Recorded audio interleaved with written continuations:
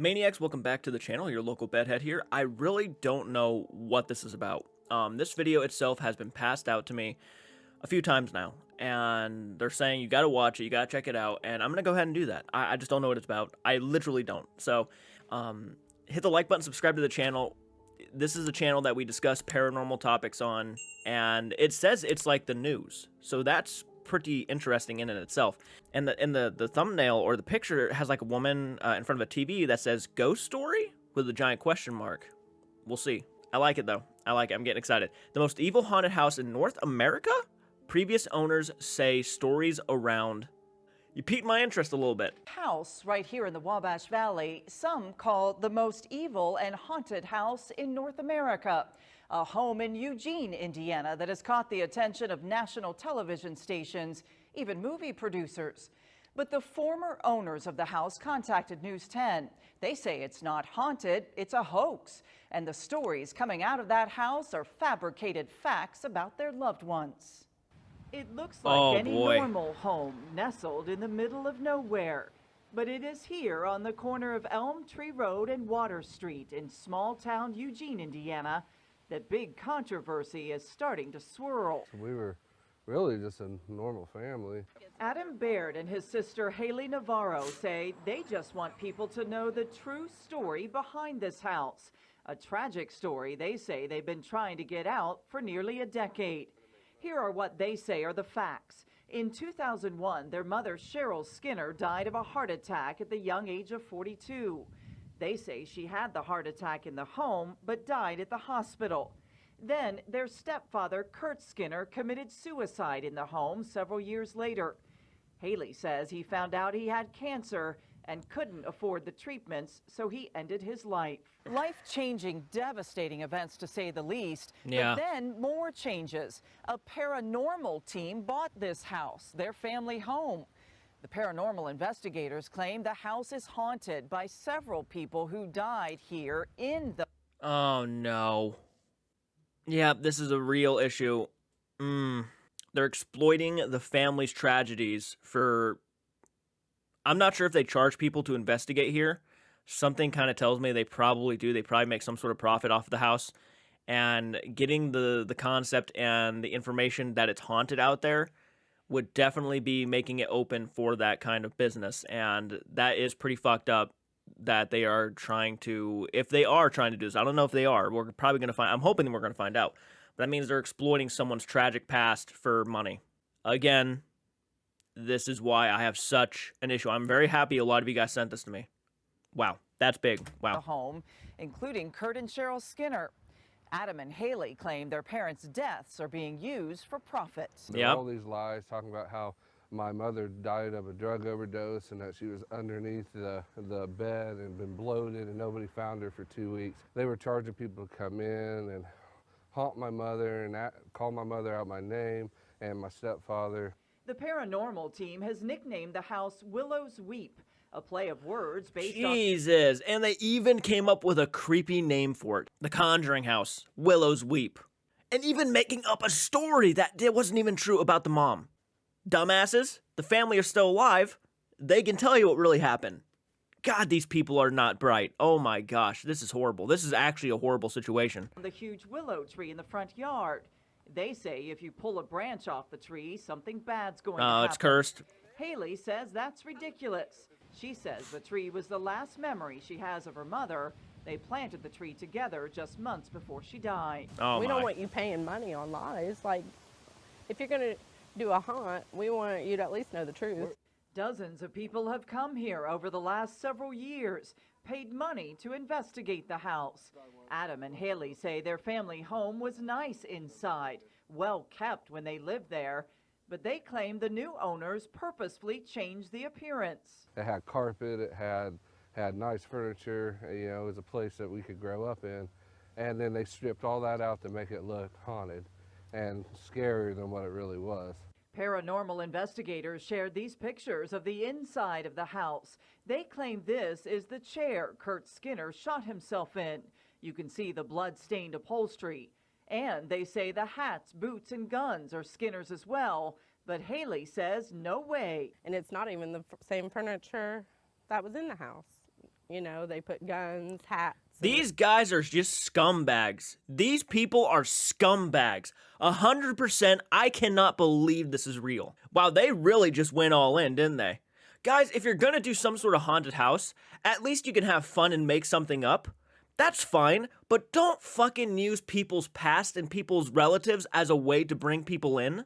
Making up stories that never happened, saying that this is the chair that he shot himself in when clearly it never was, or saying that the boots and making even bloodstains on the chair. Oh my god, they really went all in with this one. A lot of content creators have the same mindset too. They all they care about is getting you so invested in the stories that happened that they lure you in just so they can fake shit and pull shit off, just so you can be 100% into the paranormal along with them, so they can continue to kind of rob you of your money. Sorry, this actually pissed me off so much. This is actually like 100%, this is the worst you can probably get. It is disgusting. That's why the paranormal couple was talked about for so long, because they were exploiting people's relatives and making not necessarily making profit off of it, even though they were still making profit off of it.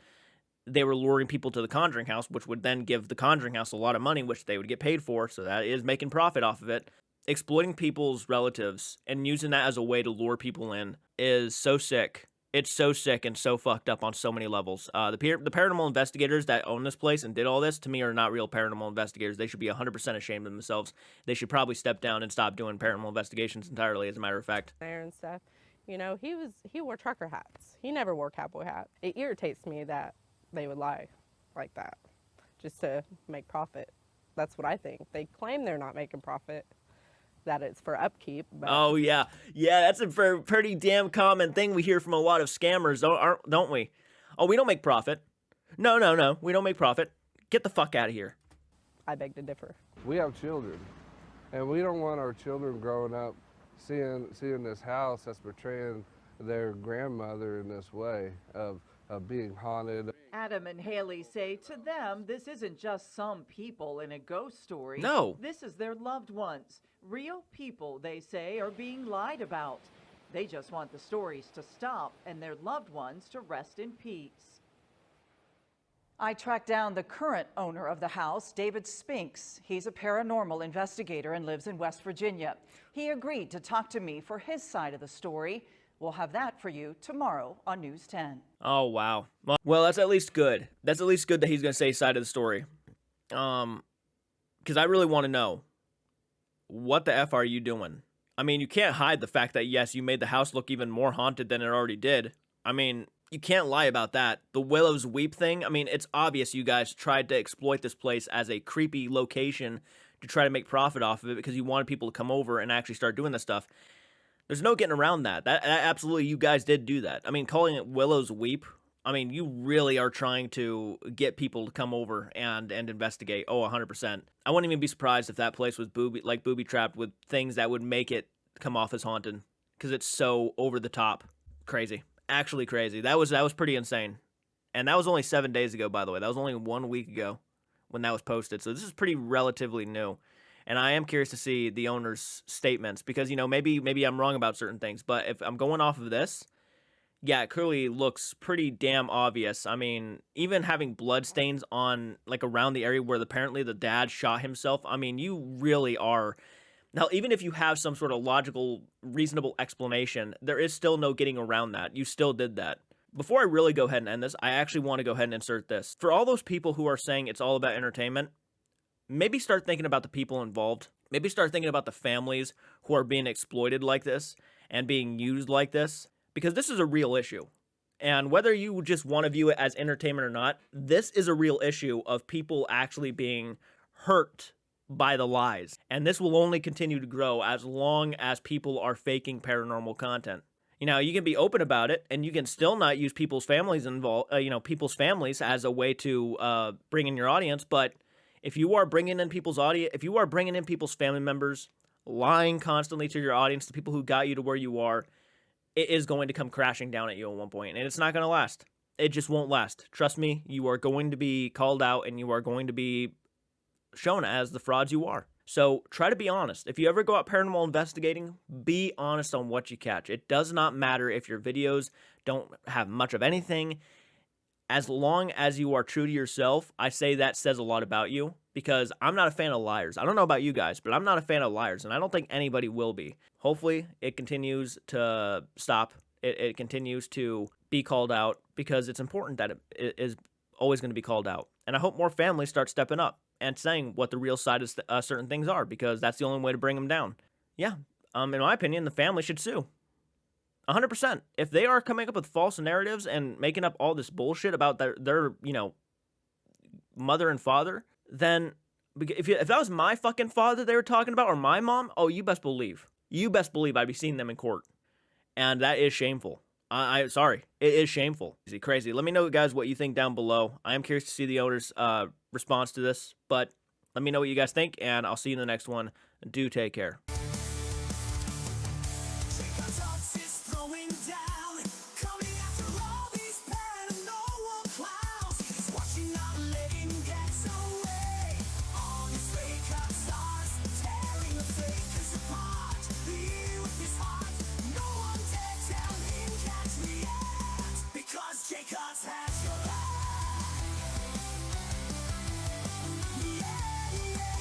JCARTSARTS has your mark.